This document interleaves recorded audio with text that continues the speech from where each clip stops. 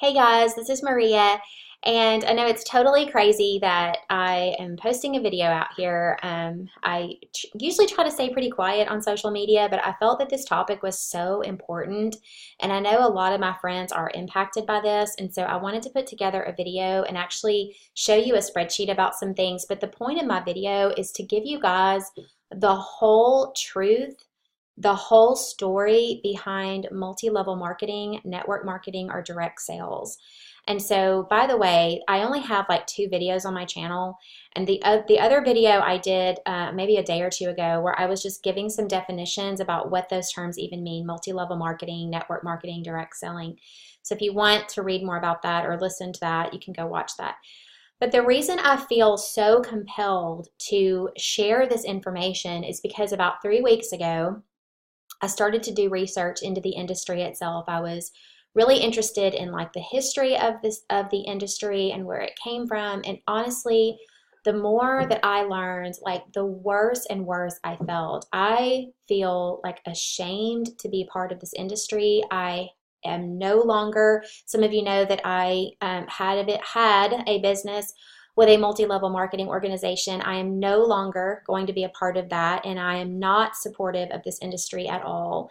And so I know that the thoughts and opinions that I share are going to be very upsetting to a lot of people, but I just wanted to do this video and just to just bring the truth. So whether or not you are someone that is in a multi-level marketing company or you are not, whatever side of the argument that you're on, I just want you to just watch this video and just share it with somebody that you know that could be involved in multi-level marketing, or you're looking at the opportunity. So like I said, I was part of this industry, and I feel like I was like so many millions of other people, because yes, according to the research, there's 20 million people involved in direct sales in this country. In this country, okay? That is just a huge, huge number. And if you had, and by the way, to compare that, there's 300 million households in the United States. 300 million, let me go back up. 300 million people in the United States, 100 million households, and 20 million direct sellers. Okay, just let that sink in just for a second, how many people are in this industry. So anyway, but the more and more that I looked at this industry, the more the truth really came to light. And so I just want to share with you some of the information that I've learned, and I'm going to put a bunch of references under this video so you guys can just go look at it yourself. And I hope that you do that. Please, if you are part of an MLM right now, please go and do this research like I have done. It is so important, because you are only probably being told half the story, and this message has got to get out into wherever, social media, into everyone's minds, to really understand the full picture of this industry. And so the first thing that I'll mention as we get started is that according to individuals, and I'll put this in the resources, but according to people that have studied this industry, like John Taylor is one of them, and another guy that I read about is Robert Fitzpatrick. And so these guys are people that are called on regularly to testify in cases regarding MLM companies from the FTC. And so the FTC, by the way, is the Federal Trade Commission, and it's the regulatory government agency that regulates franchises, and they regulate these MLM companies. And so there's several experts in the space that are called upon to speak at some of these cases. And so they have not just been privy to one multi-level marketing company, but they've actually looked at hundreds and hundreds of these. And so the statistical evidence coming out of these experts is that 99% of people that are involved in these industries do not make enough to sustain themselves. And that is really important for you to understand. So if you have decided that you're going to be part of a multi-level marketing organization, you must hear that statistic and just embrace that. And I know some of you are going to get really upset with the fact that I'm saying this kind of stuff, but that's why I did the video, because I want to show you a spreadsheet. I want us to really make this about math, okay? I know some of you are like, I don't like math, but I like math. And when I did my math, then it really helped me to understand some of the inherent flaws of this industry, because the way that it is set up, it is a flawed setup, okay? It's just the way that it is. And so I felt like, because I was a great seller, okay? I was a great seller. I was like the top in sales in the sales team that I was part of. And so it wasn't like I was just slacking or whatever, but I felt like I could never quite make traction, right? And I always wondered, I'm putting all this time into this, but what am I really getting out of it? Like, I hadn't really sat down to look at the expense side. I just knew the gross income. And so what I've done on the spreadsheet, let me just pull this up, because I've just put together a basic spreadsheet with a sample girl to show you guys on the first 6 months of her business how she ended up doing. And so, and one of the issues with this industry is that a lot of times if you're looking at one of these or you're talking to people, you're always just talking to people that are wanting you to join, right? And so they have a vested financial interest in having you join their team. And so they're always going to talk to you about the gross income that you can make. Now, the FTC, by the way, does regulate them, and it's very, very, all they have to do basically is to make sure that they have an income disclosure statement that is made available to any prospective business person, any prospective distributor. And so step number one is, I hope if you have signed up with one of these companies that you have looked over their income disclosure statement. More than likely, what you have found, if you've looked at it, is it's extremely complicated. And it's really been designed that way because they don't want it to really be understood. And that's part of this that I'm wanting to do this video for, is to show you guys the real truth behind these companies, okay? The truth is that 99% of people that are a part of these companies cannot make enough money to sustain themselves. And whether they admit it or not, the real money in businesses like this, ladies, where does it come from? It comes from recruitment. It comes from recruitment.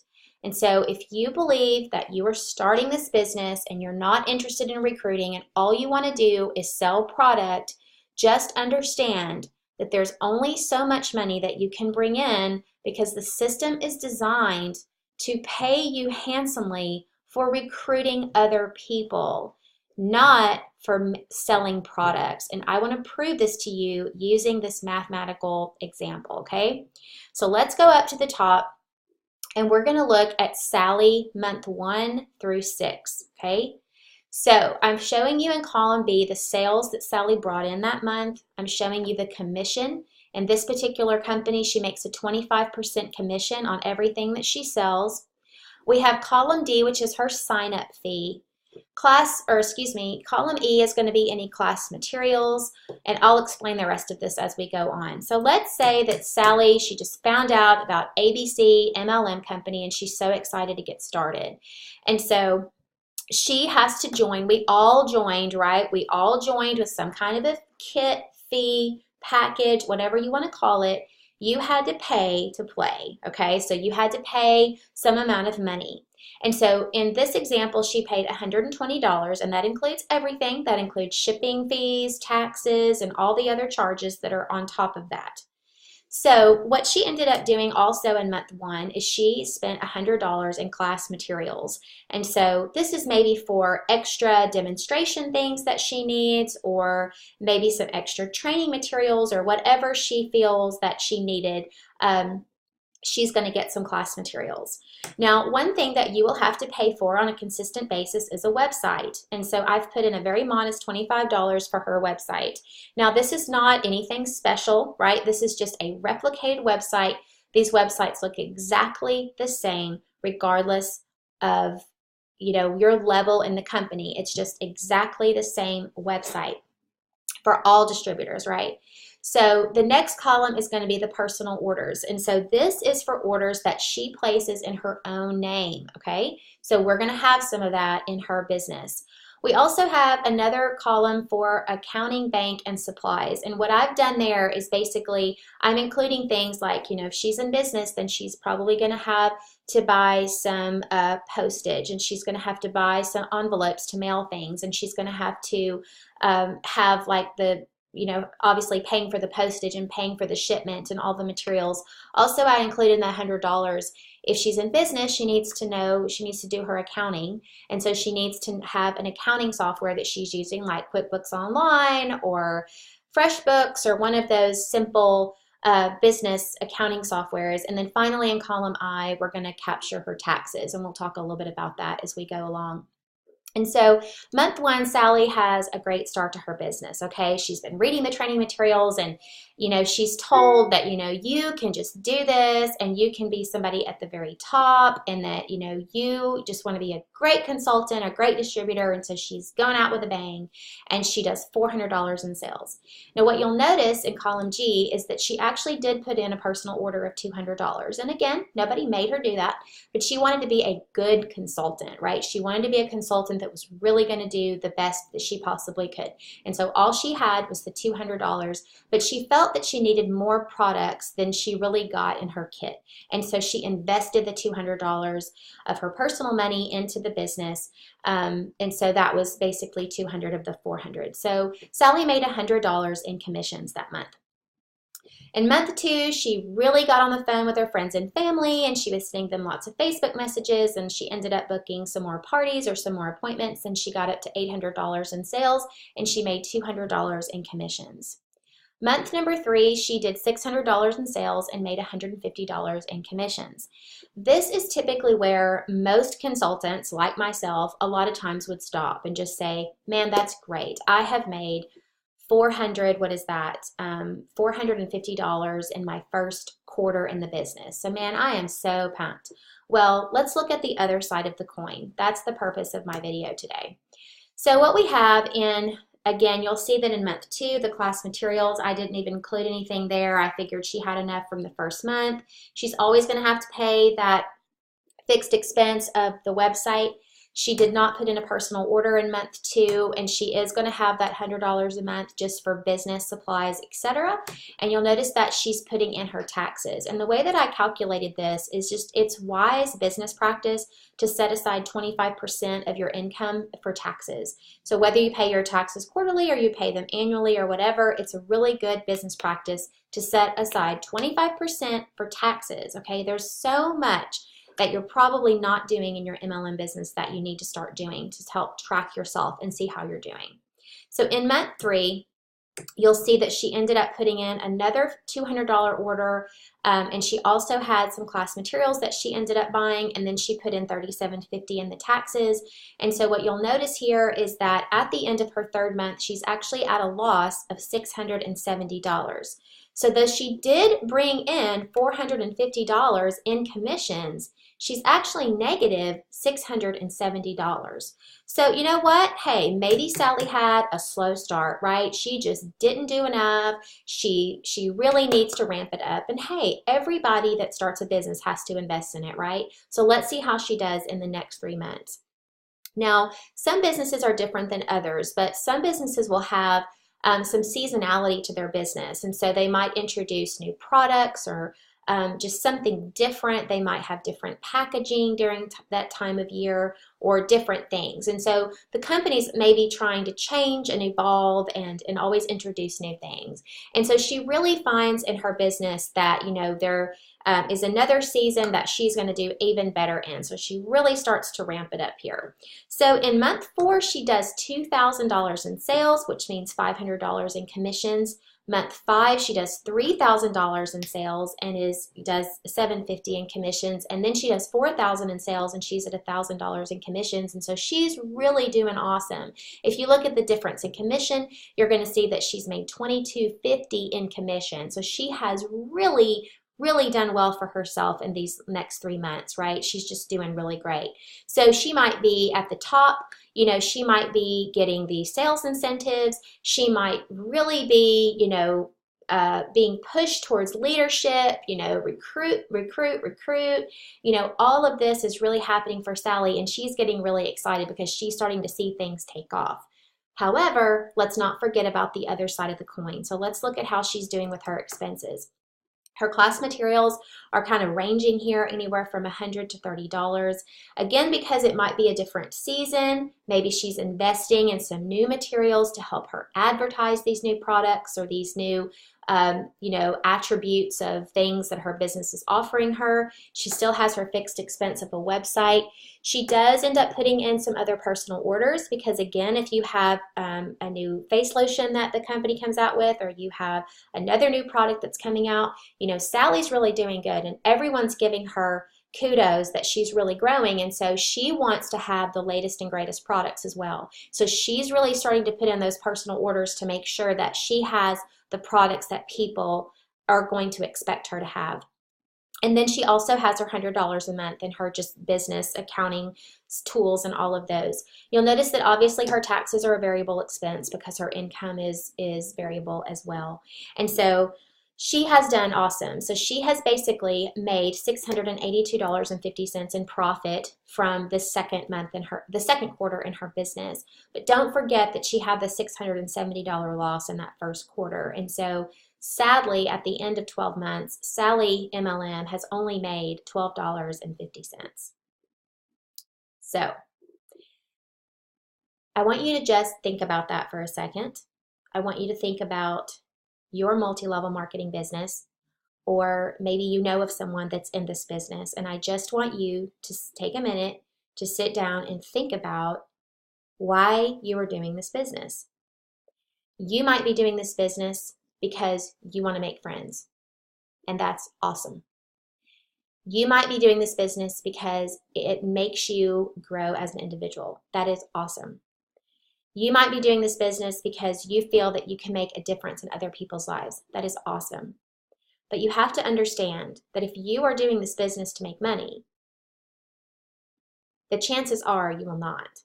The chances are it's not going to materialize. And that is why when you go out and you really start to do the research and you read from all of these different people, there are millions and millions and millions of people out there that have not succeeded in this industry.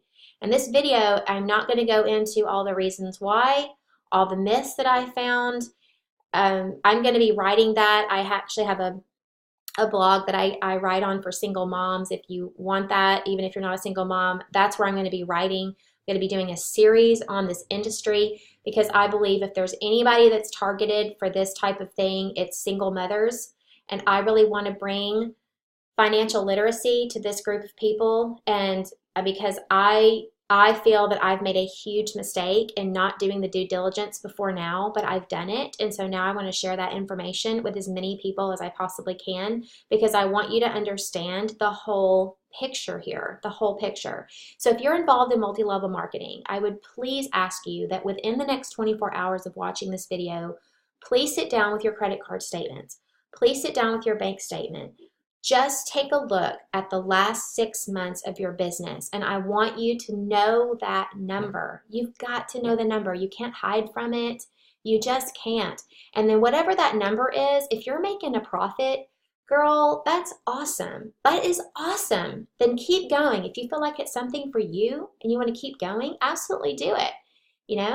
Just don't post so much on Facebook, right? It's just like overwhelming sometimes from all these people posting on Facebook. But if you're not making money, then ask yourself, why am I doing this to make money? And if you're not, then just call it a hobby, because, hobbies cost money, businesses make you money, right? Hobbies cost you money, businesses make you money. So just say what it is and just have fun with it, right? Have fun with your hobby. But if you're not making the money that you want to make, then you have to sit down and come up with a strategy that's going to work, okay? So if you really feel like recruiting is what you want to do, then girl, go for it.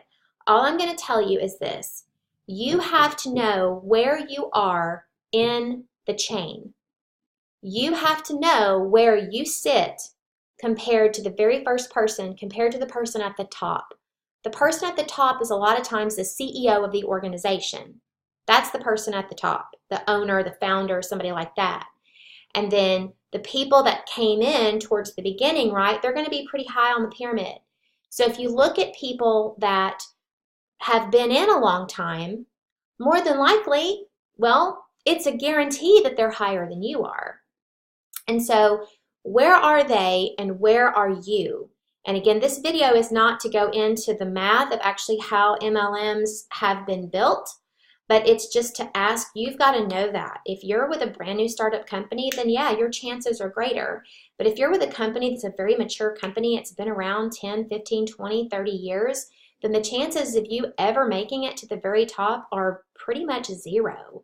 And so you just have to know that. I hate to tell you that if you didn't know that. I hated to hear it. I hated to learn about all this online, but I feel compelled to share this information because I've got my feed on Facebook is like full of all of these types of companies.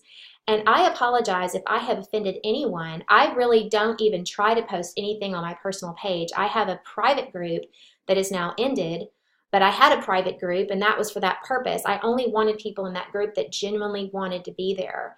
And so anyway, I hope this has helped. I really hope that this brings awareness. And again, if you've got some time, sit down and go through some of the references that I put here for you. And so I just want you to make up your own mind about if this is a legitimate business opportunity and if this is a profitable business opportunity for you. And you might find that it is not and that you might want to look elsewhere. So I can't wait to hear the comments. I know there's going to be a lot. Talk to you later.